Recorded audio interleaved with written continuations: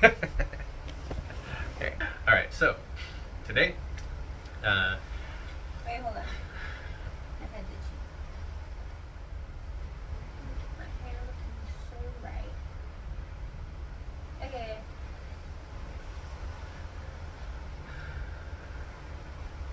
today we're gonna practice some mindfulness.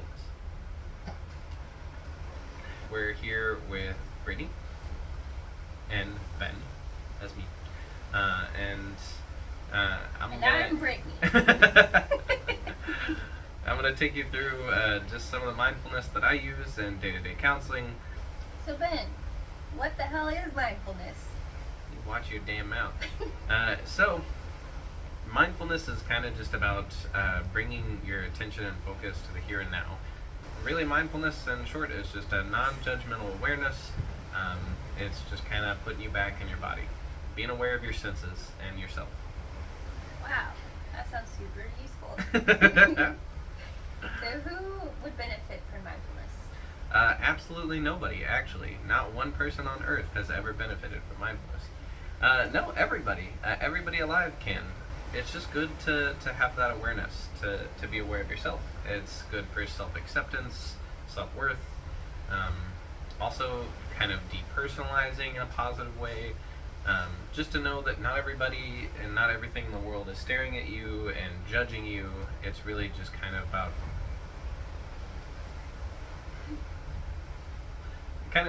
taking that awareness and making it just a part of being. With our body scan, it's going to be kind of a healing waters mindfulness meditation. Something I just like to do in general, but is now very salient and also salty because of the sea. So we're going to go ahead and dip right in.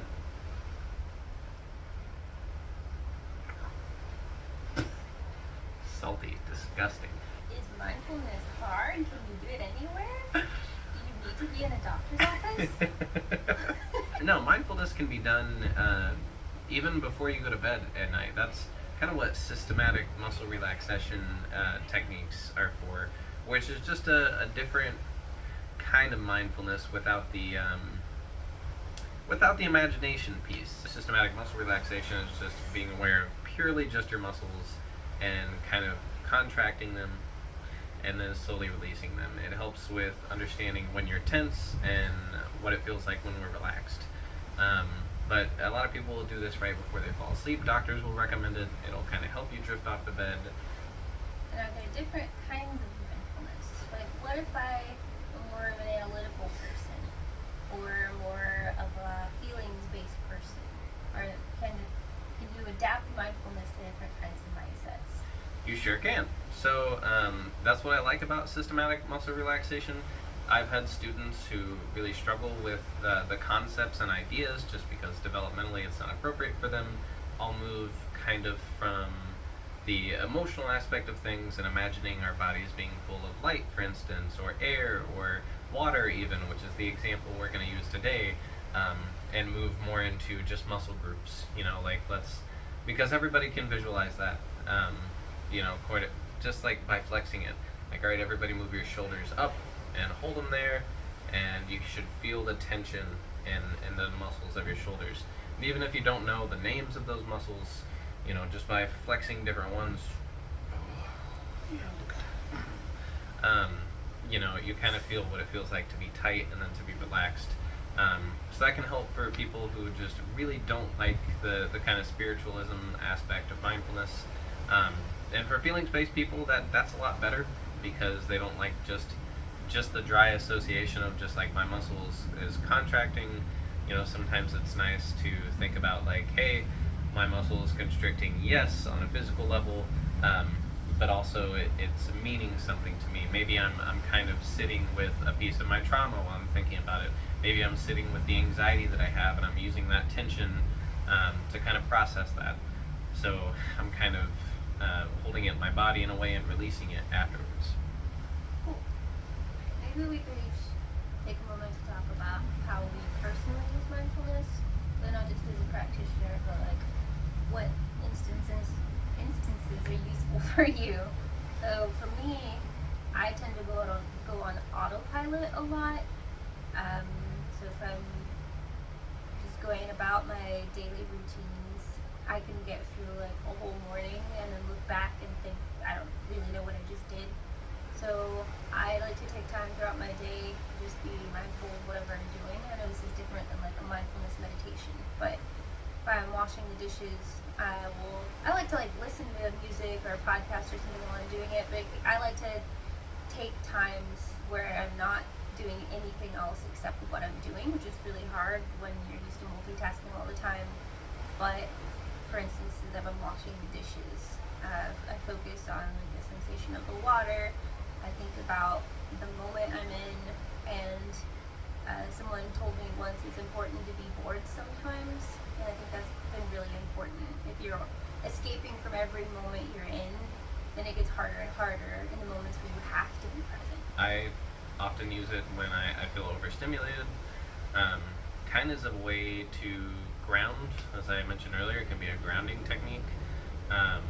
So what'll happen is if there's a lot of people surrounding me, or if I feel like the noise level is too much, or there's just really, especially in modern society, if you're surrounded by 50 different screens and 50 people on those screens, and all of them have music and light and sound, there's advertisements coming at you all over the place, or really just noise and some kind of stimulus, then you can use it to step away from that without dissociating. So it's just like, all right, let's be more aware of myself. Kind of reminds me of the Man of Steel movie, where Superman first learns to kind of control his hearing. He's like seeing through people's bodies with his X-ray vision. He's hearing people from like 50 miles away, and he's having a panic attack in the closet. I'm sure a lot of us have kind of been, maybe not in that exact situation, but something similar. So just when he starts to pick one stimuli and focus on it intensely and learn how to kind of tease apart the other stimuli, does he sort of start to unravel and relax. And I really like Superman, so that's the example I like. But I've never seen that movie. and you never will. But in that case, if things start to feel overwhelming for me, I just focus on, first my breathing, and then kind of move out to the other 5 senses. Like maybe not start with the most overwhelming one, but like, what am I touching right now? What am I feeling? What do my clothes feel like on my body? Even what does the desk underneath me feel like? And taking the time to be aware of those, in an environment that's overstimulating. And then like, what am I hearing? If it's like you're hearing way too much at one time, try to focus on one sound. So if you find the bass sound something that's relaxing or calming or not overstimulating, rather than people talking, maybe focus on just the ambient noise that might be in a room, and then slowly kind of tease apart the other noises. So I do it when I'm feeling overstimulated, or sometimes when I need to fall asleep. So, do you want to run through a specific mindfulness exercise right now, right here? No, and thank you guys for listening. Bye. Today we're gonna go ahead and move through one of the mindfulness practices, meditations that I like to use.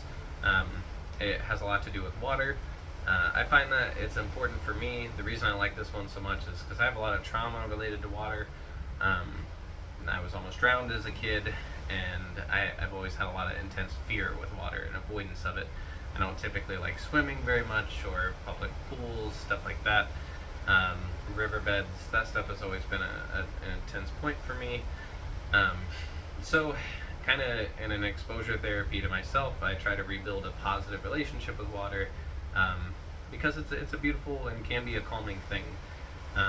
The ocean is a lot of people's idea of something calming, so we're going to use that to imagine that our bodies are actually full of water, which used to be a very, very scary thought and a lot of nightmares for me. So today we're going to do the kind of healing waters mindfulness meditation.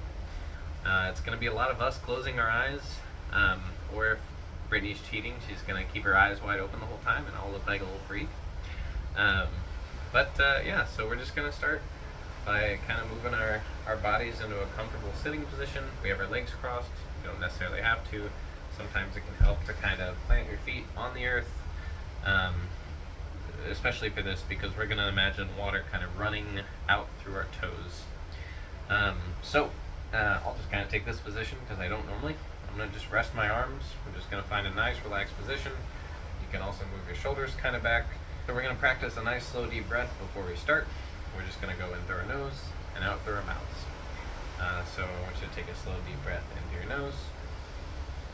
You should feel your diaphragm expanding, and out through your mouth. And you should feel that diaphragm contract. So now that we have a little bit of our breathing down, we're just going to rest our bodies, and we're going to close our eyes, and we're just going to do some good imagination. So what I want you to do is imagine that your body is completely full of water. Imagine that your feet are planted in the earth, or if your legs are crossed, that your toes are just kind of open, basically that they have faded and dissolved, and that they are now open to rushing water.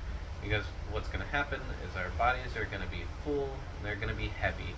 We're going to imagine that the water has moved all the way up our body, and that it's very heavy and very sodden, and basically there's just a very small amount of air pocket at the very top of your head. So you can kind of move your body around, feel how heavy it feels in your legs, the muscles of your thighs, your stomach, your lungs, all the way up to your arms should feel heavy and full of water. And we're going to slowly imagine that that water is flowing out from the top of our head, through our bodies, down through our thighs and our calves, into our feet, and into the earth. So you're going to feel the water level start to dip. It's going to be slowly receding, flowing down from your body and into the earth. You should start to feel that air pocket kind of grow as the water level has reached the top of your ears. Your head is still heavy, your arms and legs still feel heavy. You just feel heavy and full of water. That water level is going to continue to dip. It should be about the middle of your ears. It's flowing down from your neck, through your back, down from your thighs and calves, over the top of your feet, out from your toes into the earth. And what I want us to do is take a nice slow deep breath in through our nose and out through our mouth. And with that exhale, the water should be down below the bottom of your ear tips. You're going to feel it slowly kind of hit your jaw, and the top and middle of your head should feel full of air and light. It should feel light and free of water. We're just going to move our heads around and feel that air and how light and easy it feels. The rest of our body should still feel heavy and full of water. That water level is going to slowly dip. It should be about at our neck now. It's flowing just down from our back into our legs, over our toes, and into the earth. So your arms should feel kind of sodden and weighty. Your legs should still feel kind of heavy. The water level is now at your shoulders. You should kind of feel your neck free up. The water level is going to continue to dip, and you can feel it sort of at the top of your lungs. As it kind of slowly descends, it's going to slowly clear our lungs. And I want us to take a nice deep breath. We're going to fill the top part of our bodies and our head with air and light. So I want you to take a deep breath in through your nose and out through your mouth, filling the top part of your body with air and light. You should be able to move your shoulders around. You should feel light and free in the top part of your body. Your legs and your stomach should feel heavy and full of water. So you can feel that contrast now that we're about halfway through, that they just kind of feel light and airy, and everything else feels heavy and weighted down. You should feel the water kind of moving down into your stomach, a little bit past your belly button. You can feel the water moving from your body, through your legs, down your calves, over your toes, and into the earth. You can also feel the air just kind of filling up the rest of your body.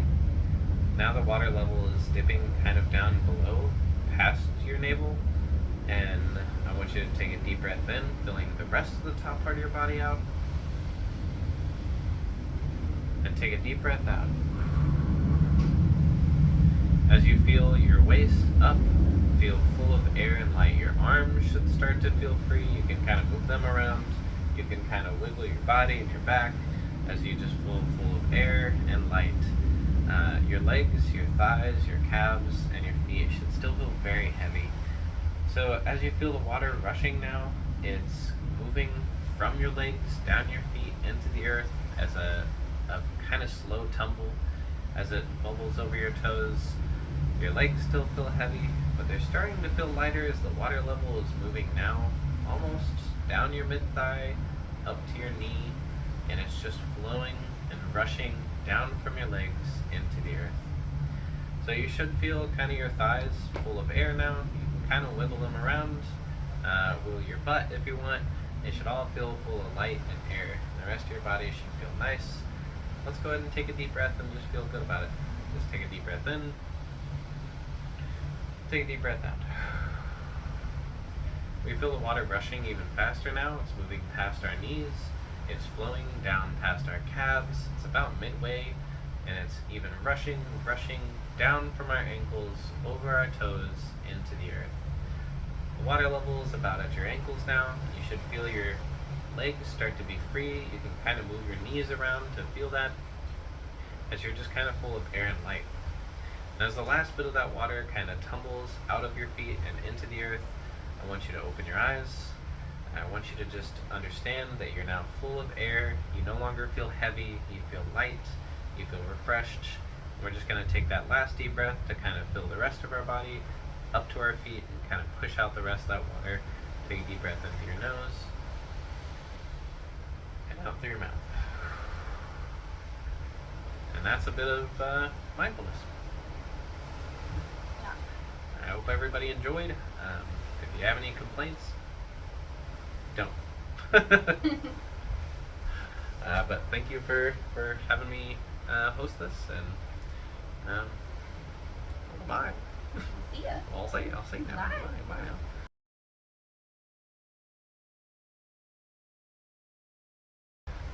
Alright, stop it, Bridget, hit the button.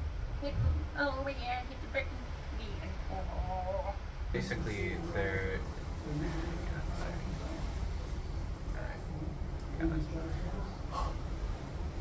We're gonna imagine that the devil is killing us. He's killing us, and it's gonna be. You're right. I needed that. The water that's behind us.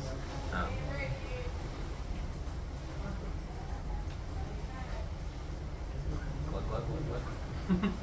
All right. Hello, and good morning. Stupid idiot.